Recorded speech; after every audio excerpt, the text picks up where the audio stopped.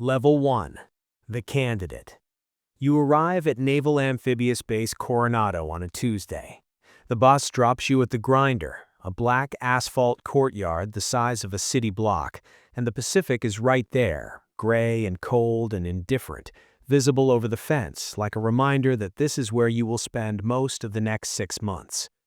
There are 187 of you in Bud's Class 319. You know because someone counted and the number got passed down the line. In 18 months, roughly 30 of you will earn a trident. The instructors don't announce this statistic on the first day because they don't need to. Everyone already knows. You looked it up before you came. You looked up everything. The attrition rate, the dropout rate, the suicide rate, the rate of stress fractures, hypothermia hospitalizations, rhabdomyolysis cases severe enough to require renal monitoring. You came anyway. The instructors call the Grinder the place where Buds begins and ends. The physical training starts at 0500. You run in boots. You run in the surf. You do flutter kicks and push-ups in the sand until the muscle failure isn't an event, but a condition you're operating inside of. The instructors wear tan t-shirts and do not sweat. They walk calmly between the writhing rows of men and speak in flat, informational voices. You are not performing well. That was a slow evolution. That man just quit. That man just quit. The first one leaves on the second day. He rings a brass bell mounted near the Grinder entrance, places his helmet on the ground in front of it, and walks away. The bell is there so quitting has a sound. The helmet is there so quitting has a shape. The instructors designed it this way deliberately. They want you to see it, to hear it, to know that the exit exists and is available and is being used. You do not ring the bell. Not because you aren't broken. You are broken, consistently and comprehensively by the end of every day. But the thing you discover about yourself in those first weeks is that pain is information your body is generating, and your mind is choosing whether to act on. The instructors cannot actually make you quit. They can make quitting feel like relief and continuing feel like punishment, but the decision belongs entirely to you. This is the only thing they've given you that matters.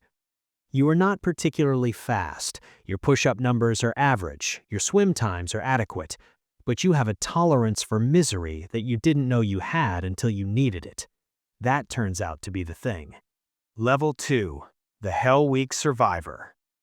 Hell Week begins on a Sunday night at 2200 hours, and it begins loud. Instructors are everywhere, with weapons that fire blanks and blank-adapted grenades and water hoses and voices that carry the specific pitch of people who have been trained to overwhelm the senses of large groups. You are wet and cold before the first hour ends. You will not be dry again for 5.5 days. You run more than 200 miles during Hell Week. You do this on less than 5 hours of sleep across the entire week, not per night total. Your body stops running on glucose and starts running on something that isn't quite describable in biological terms. Some candidates begin hallucinating by day 3. The brain, starved of sleep past its operating threshold, starts generating stimuli from internal sources because the external world has stopped making sense. You see things that aren't there. One man in your class sees a hotel on the beach and walks toward it before his boat crew hauls him back. The cold is the primary weapon. San Diego Bay in January is 58 degrees. Repeated immersions in 58-degree water don't kill you. The instructors know exactly where the line is and manage you precisely against it, but they hollow you out. You stop feeling your feet, you stop feeling your hands, your body shunts blood to the core, and your extremities become something you're dragging around rather than inhabiting. You lose the ability to distinguish one body part from another. The hypothermic shaking that begins as a symptom becomes your resting state. You shake constantly for 3 days. Your boat crew shakes together. You look at the men around you, and they look like you. Ruined and continuing, and something about that holds you together when nothing else could. 61 men started your Hell Week. 33 finish it. The ones who ring the bell don't fail because they're weak. That's the thing the instructors know and almost never say. They ring the bell because the specific cost exceeds the specific reason they came. Some people came with reasons that turned out not to be large enough for this price. There is no shame in that, but your reason is large enough. You've never fully articulated what it is, but it exists in a place underneath language, and it doesn't move when the cold gets absolute. On Friday night, they take you to the beach at sunrise. The Pacific is pale gold. Someone produces a box of donuts. An instructor who has been methodically destroying you for 5 days sits down in the sand and hands you a cruller and tells you that Hell Week is over. You are not the person who arrived on that bus. That person is gone. What's sitting on this beach, eating a donut with shaking hands, is the beginning of someone else. Level 3. The Frogman. After BUDS comes SEAL qualification training. 26 weeks of learning how to actually do the job. SQT assumes you've proven you can endure. Now it has to teach you to operate. You learn combat diving at the Naval Diving and Salvage Training Center in Panama City, Florida. Open circuit scuba, closed circuit rebreathers that produce no bubbles, that leave no trace on the surface, that allow you to approach a ship's hull in black water without announcing yourself. You learn to navigate underwater with a compass and a dive board and no visibility, relying entirely on heading, kick count, and time. You learn that the ocean doesn't care how tired you are or how good your reasons are. Physics doesn't negotiate. You go to Nyland, California for land warfare. Camp Billy Machin is desert and heat and dust that gets into everything, including the mechanisms of weapons that can't afford to malfunction. You learn to shoot in ways that make your prior shooting feel decorative. Not faster, not more impressive, more economical. Every movement reduced to its minimum necessary expression. You learn close quarters combat, clearing rooms and corridors with the geometric precision of men who have thought very seriously about angles and lines of fire and the specific relationship between where a door opens and where a threat is most likely to materialize. You learn to plan raids, assaults, reconnaissance missions, hostage rescue operations, underwater demolition. You learn intelligence analysis, call for fire, close air support.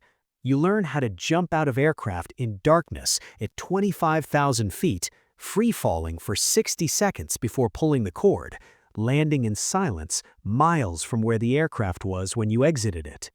You learn to do all of this with a team, which means you learn that your individual capability is only meaningful in the context of the men beside you. Then they pin the trident on your chest. The trident is an eagle holding a pistol and a trident, mounted on an anchor. They call it the Budweiser because of its size and complexity. It goes on your left breast pocket, above all other ribbons and medals, because there are no higher qualifications. Less than 1% of people who attempt to earn this device actually do. You receive orders to SEAL Team 3 in Coronado. You are now the lowest-ranking person in a building full of men who have done things you haven't yet done and seen things you haven't yet seen. The trident on your chest means you survived the selection. It doesn't mean anything about combat yet. That comes next. Level 4. The New Guy. The team has a specific ecology, and you are at the bottom of it. You're the New Guy, FNG, in the polite version of the team's actual terminology. And this status is not merely hierarchical, it's existential. The veterans in your platoon have deployed together. They have shared experiences that created a shorthand, a vocabulary, a set of implicit understandings that you don't have access to yet. You are technically qualified and practically a stranger. You prove yourself through the small things before the large ones. You handle gear correctly. You're where you're supposed to be before you're asked to be there. When there's a task that nobody wants, you do it without being told. You absorb the culture, learn the preferences and patterns of the men you'll be operating with, figure out who needs space and who needs conversation, and which of the senior operators will answer questions, and which ones expect you to figure things out yourself. Your first deployment is to Ramadi, Iraq in 2006. Ramadi is then one of the most dangerous cities on Earth. The casualty rate for American forces operating there is among the highest of any urban environment since Vietnam. Your platoon is attached to a task force that conducts direct action raids, nighttime operations to capture or kill high-value targets on a list that seems to grow rather than shrink, regardless of how many names you cross off it. The raids happen at 0200. You breach, clear, secure.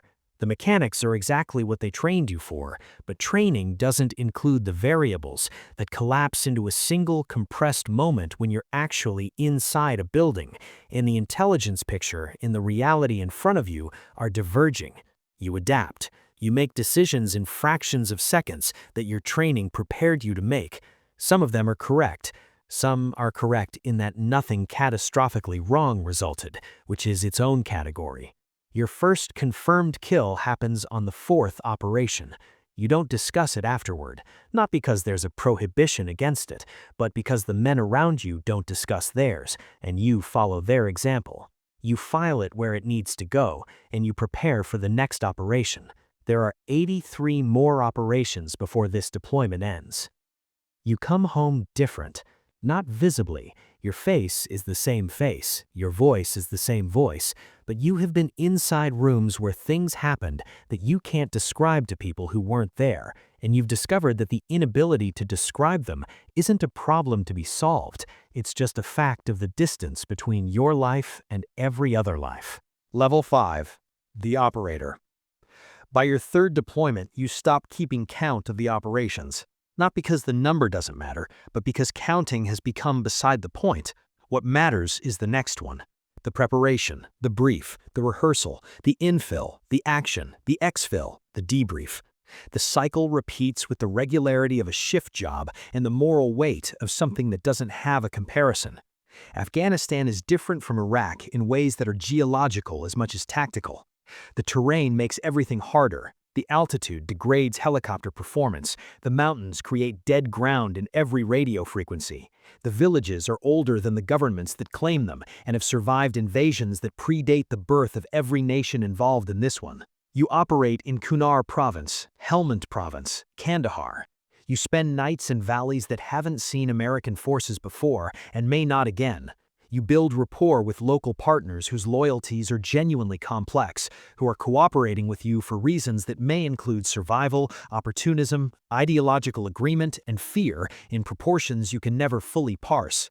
The men you're hunting are adaptive. They learn your patterns, modify their behavior, communicate in ways that resist collection.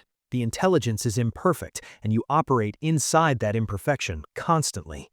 Targets are valid until they're not. Houses contain what the brief said they contain until they don't.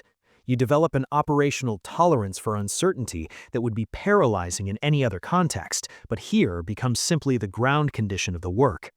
On your fourth deployment, you start losing friends. Not in the abstract, in the specific, named, faced way. A man you went through SQT with is killed in a helicopter that takes small arms fire during an extraction in Wardak province. He has a daughter who is 2 years old. You attend the memorial, and you say what people say at memorials, and then you go back on deployment 4 weeks later because that's what there is to go back to. In August 2011, a CH-47 Chinook, designated Extortion 17, is shot down in Wardak province. 38 people are killed, including 17 Navy SEALs, some of them from the development group, some of them men you know by name. It's the deadliest single day for American Special Operations Forces in the entire Afghan war. You hear about it on deployments from a satellite call, sitting in a hooch at a forward operating base, and you say nothing because nothing is adequate. You are the nation's most capable warrior, and you are completely powerless to change the mathematics of loss. This is when the job stops being a job and starts being something that has grown into you so completely that the boundary between you and it is no longer clear.